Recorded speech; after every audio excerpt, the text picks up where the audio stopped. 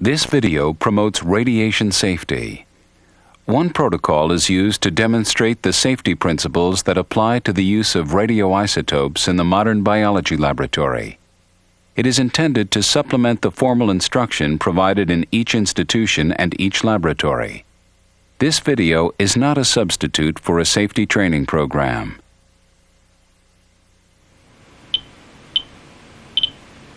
Respect is something that you really want to gain for this material. It's certainly something you wouldn't want to carry out of the laboratory you're working in and expose other people to.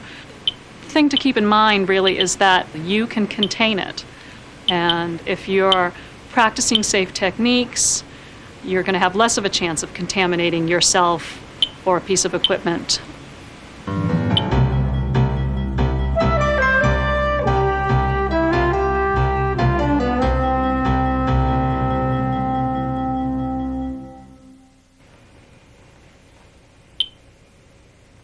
Laura Brown is preparing to do random primer labeling for southern hybridization. By surveying the work area, Laura assures herself that there is no residual contamination from past operations.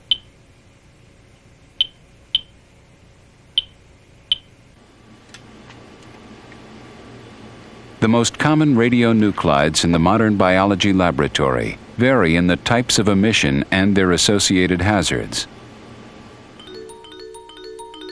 Phosphorus-32 emits energetic beta particles that can travel up to 20 feet in air. Aside from ingestion, its principal hazard is exposure to skin and eyes. A minimum of 1/4 inch of plexiglass provides effective shielding. The beta emission of sulfur-35 and phosphorus-33 is low energy. Since ingestion is the principal hazard, no shielding is necessary. The tritium betas have such low energy they are not detectable by the Geiger-Müller counter. Ingestion is the only hazard. Iodine-125 is a gamma and X-ray emitter.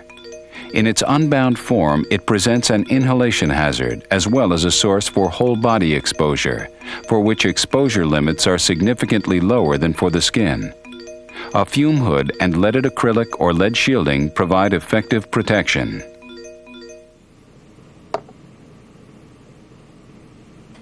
When the package of P32 was first received, it was checked for contamination.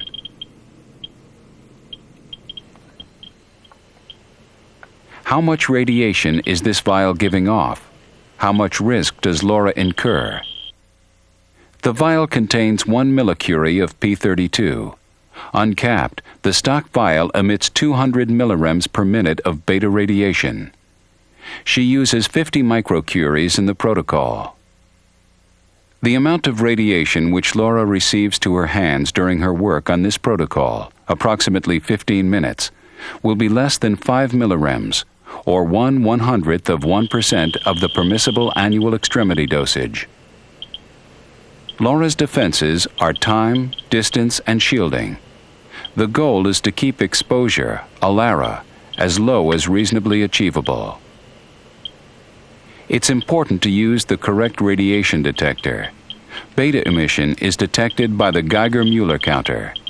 The more sensitive pancake-style detector should always be used when working with low-emission isotopes like S35 and P33. The scintillation probe detects the low-energy Bremsstrahlung radiation emitted from the stock vial. Plexiglass provides no shielding for these emissions, but the radiation being measured is insignificant.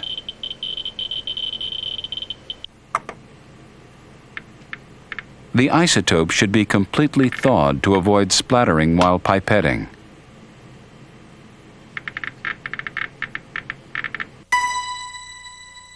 The dosages shown represent the radiation level at that site.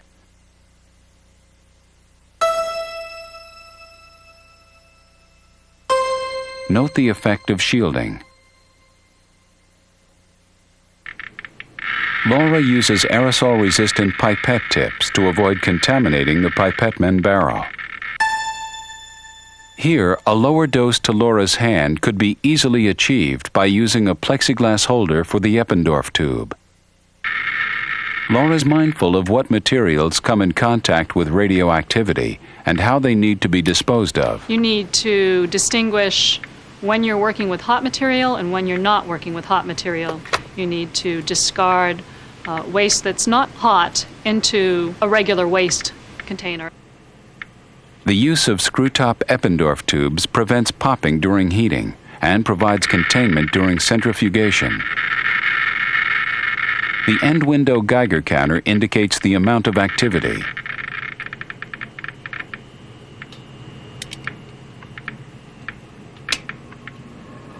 Frequent checks of gloves and equipment alert Laura to contamination before it can be spread further.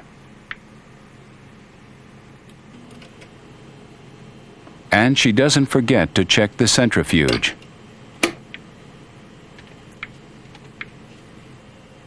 Since exposure time is a factor in the worker's dosage, it matters how efficiently a procedure is performed. Laura always posts a copy of the protocol for reference.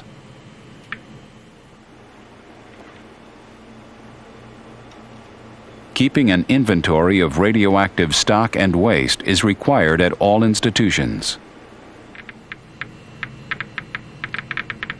Laura next injects the incubated target solution into the spin column.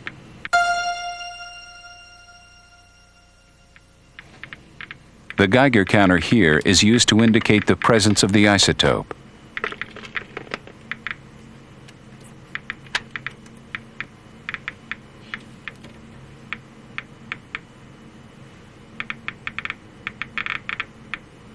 If you double glove, then you have the added advantage that if you should contaminate your hand, you can take off that outer layer of gloves and still be protected inside.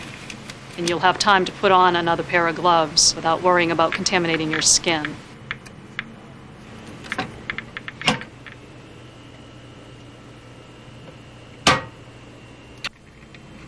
After spinning the column, Laura uses a hemostat to retrieve the Eppendorf tube.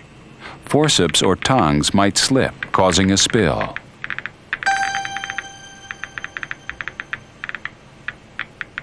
Laura now prepares to add the radioactive target solution to the hybridization filter. There can be an orientation in the beginning, and you hear about how to work with it, and then someone can show you how to work with it.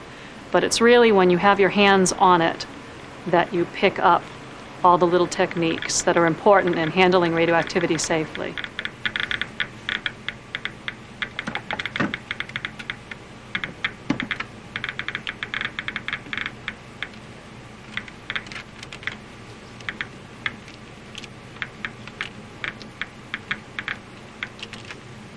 Using a bag considerably larger than the filter provides a container for the air bubbles and prevents the radioactive solution from escaping onto the bench.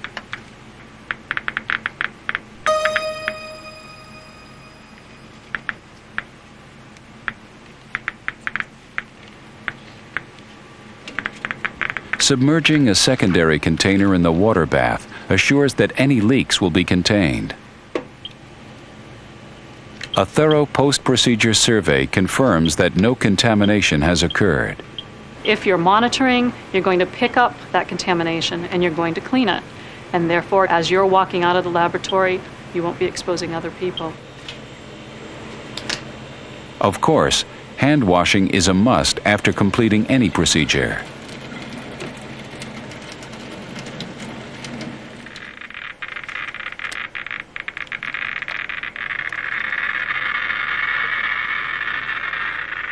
The waste from the washes should be disposed of according to the policy of the local institution.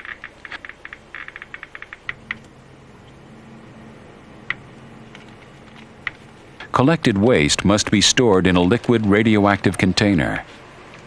A record of the amount of waste disposal must be maintained.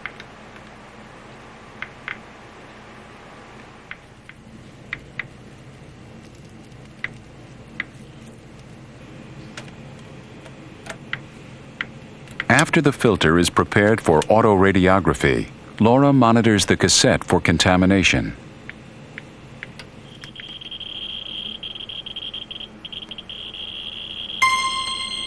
Other protocols, like cell labeling and iodination, require higher levels of radioactivity. Extra care should be taken with shielding to keep exposure as low as reasonably achievable. At millicurie quantities of P32, wearing a ring badge is required at Randy's institution. The hand that holds containers most often is the one that should be monitored.